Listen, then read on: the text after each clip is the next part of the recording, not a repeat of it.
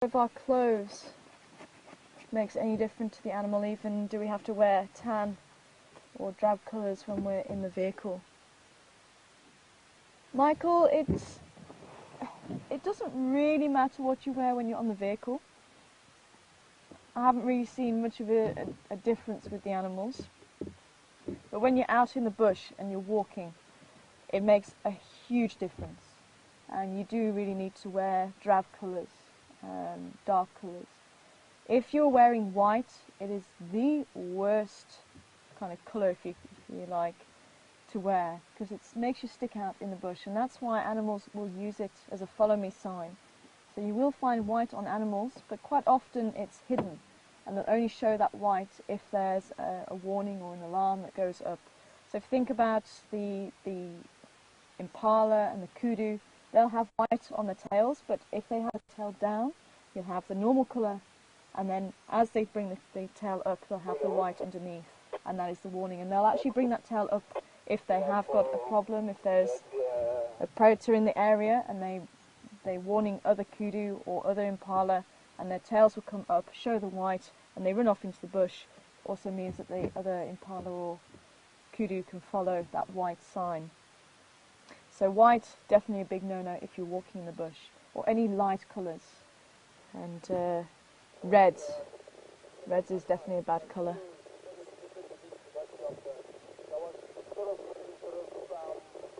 Okay, are you ready to go?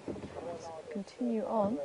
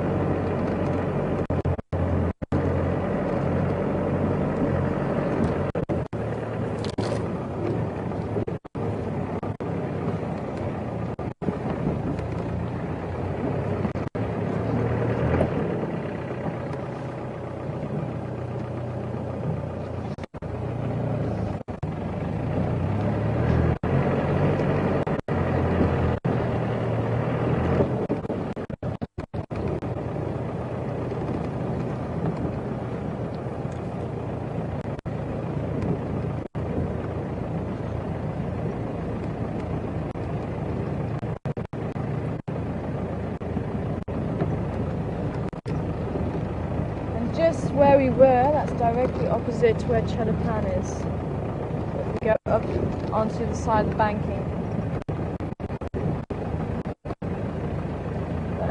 will bring you out around the back of Chelapan.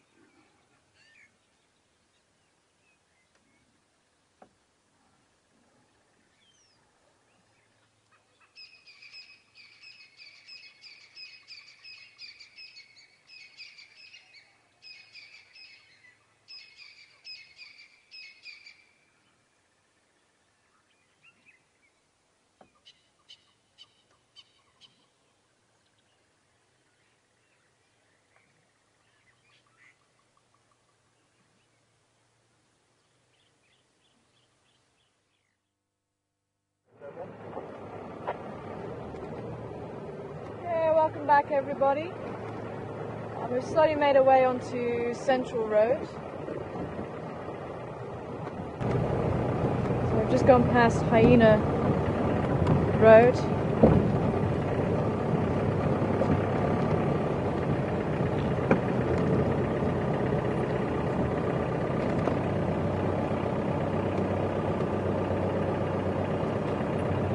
Yeah, let's go and have a quick look. Might as well while we're here.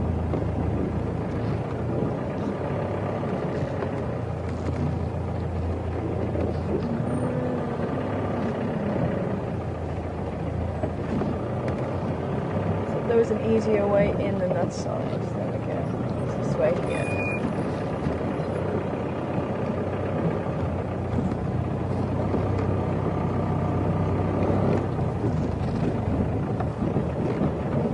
A little bit later than planned. There we go.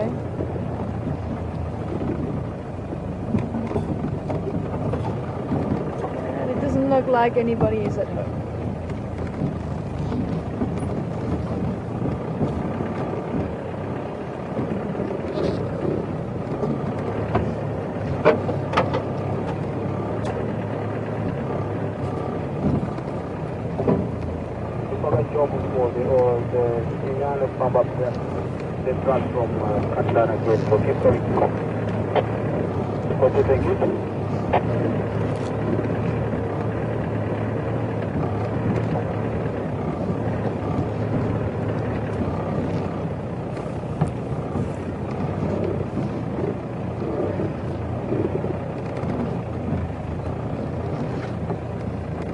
Everything has gone. I thought it would.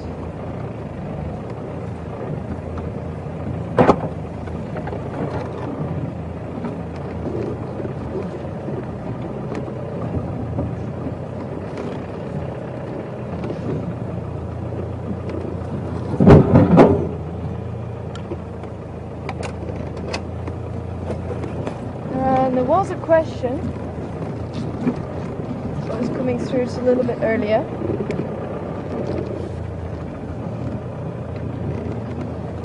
I think it was from Julie. Sorry? Yeah, I'm gonna go and see if we can have a look at it.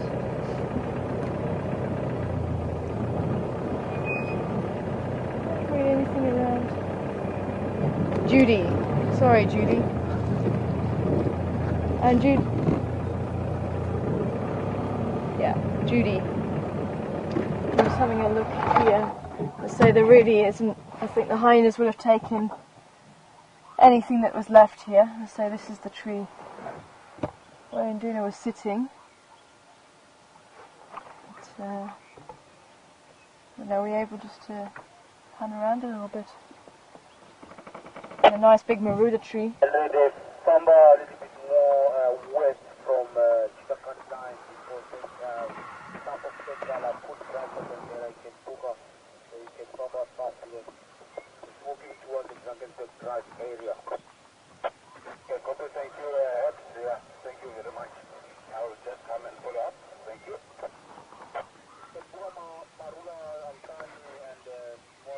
So, yeah, as I say, he was sitting up here, and the kill was actually further to the right, and the branches were actually quite thin, and he was still walking on those branches. And the hyena sort of checking out, and every time there was a little piece that dropped, that hyena was in. So I don't really expect to see anything around here, bone-wise.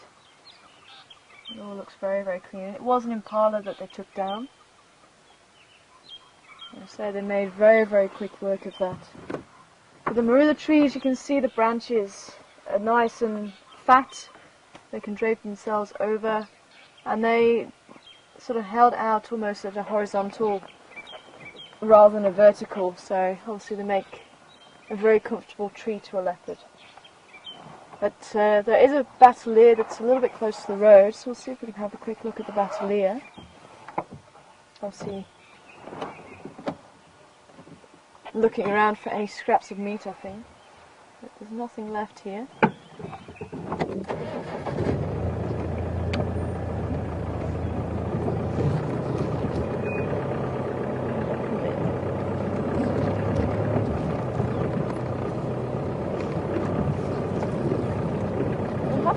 this tree as well.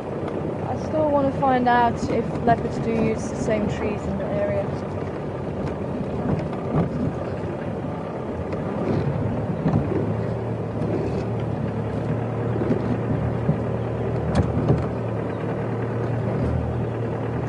And Judy wants to know how many antelope there are, but we can maybe get some clarification on how many antelope, where you mean, whether it's in the world, whether it's just in Djuma or in South Africa.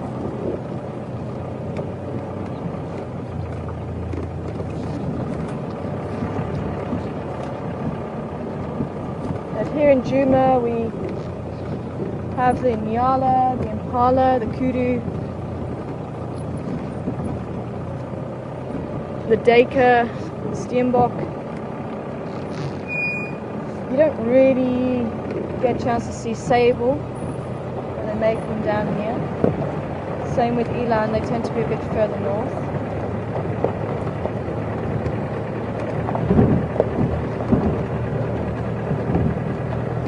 See the wildebeest.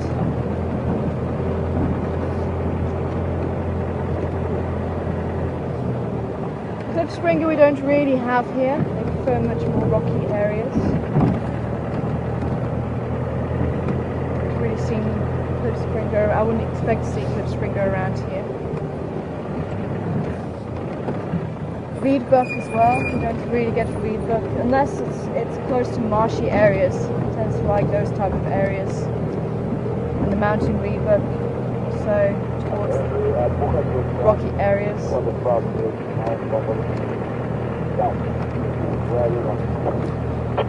On side of Peterson Dam for Amonicopo Road.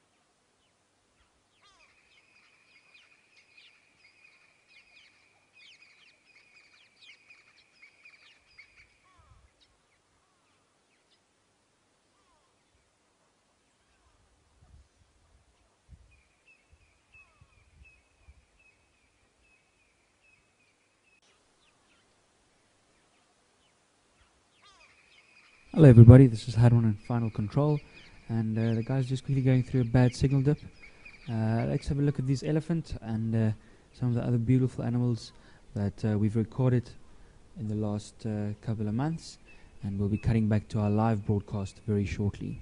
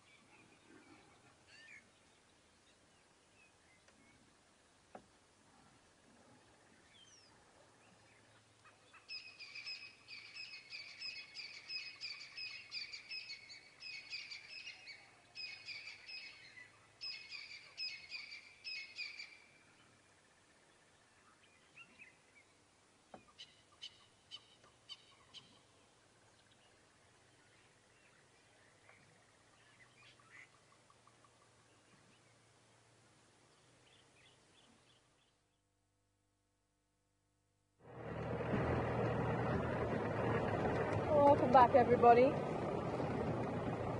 Sorry,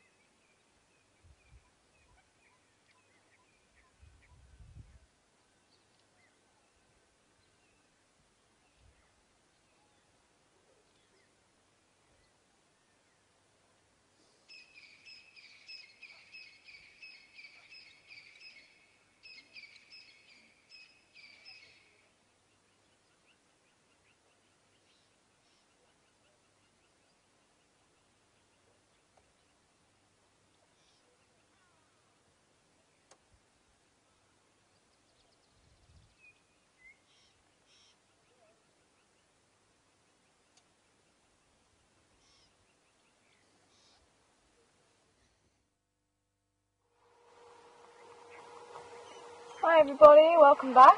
Sorry about the delay. Not too sure why. Are we able just to zoom in on these little birds on the road? If I see them first, yes. Yeah, alright. And just saying, I'm sorry, I totally forgot to stop for the battalier. I got completely sidetracked by the antler question. Apologies for that, everybody.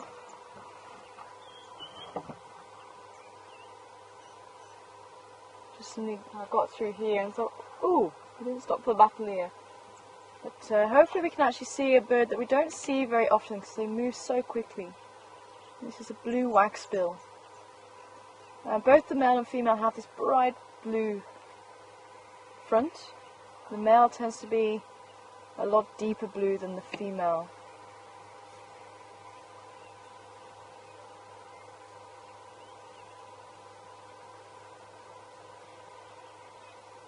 We've actually come across a birding party, a bird feeding party, and we've got blue waxbills here. There's a chegra here, chin spot batis which are calling. They do the three blind mice call.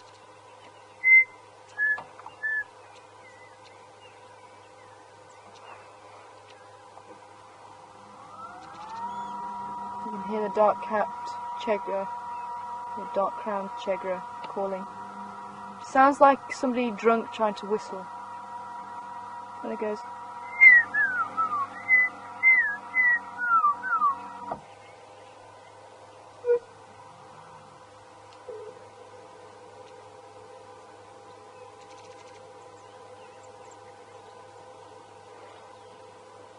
I can just about make out a green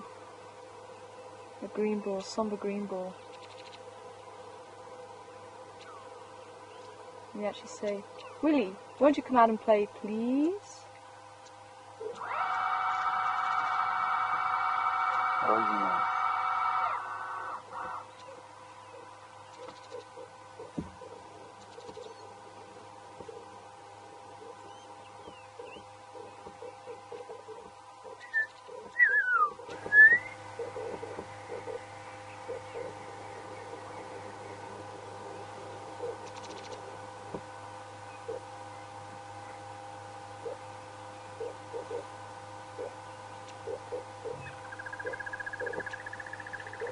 You can see that bright blue front there.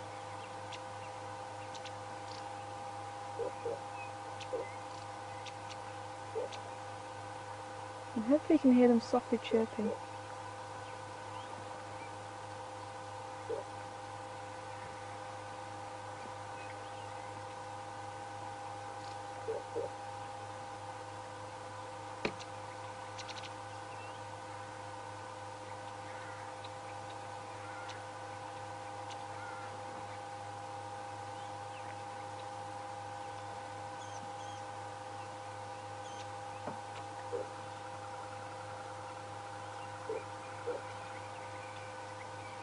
I'm hoping if we sit here a little while, the other birds in the feeding party might just come into where the little waxbills are, or at least come closer.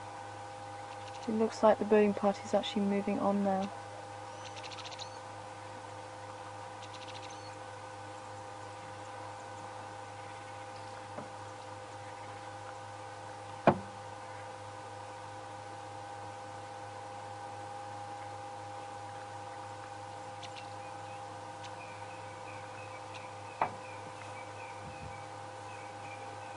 And the reason why you'd actually have different species of birds altogether is actually, again, safety in numbers.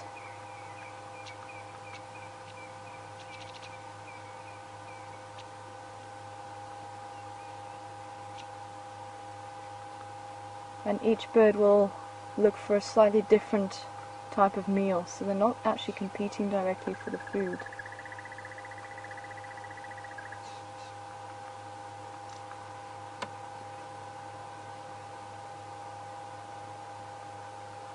Their call is that very high-pitched trill. It's like a very, very high-pitched.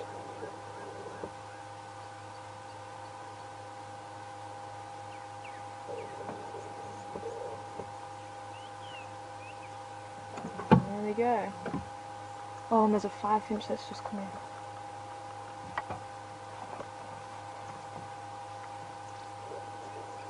no-goes.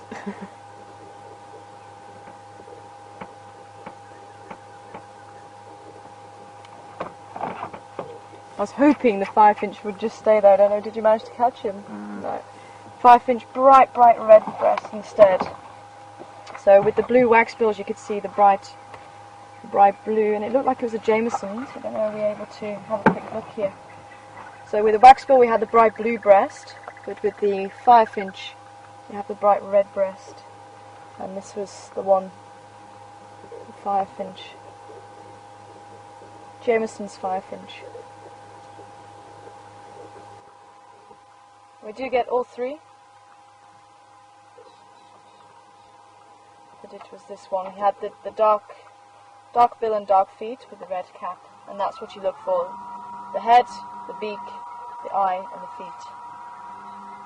Gives you the different species.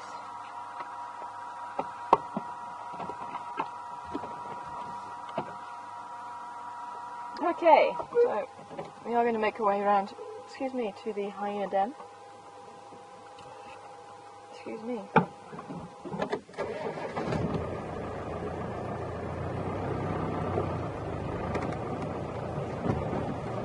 So the party has moved on. Chin spot batis also, only about this sort of size.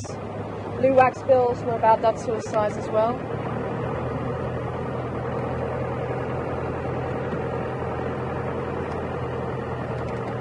There again.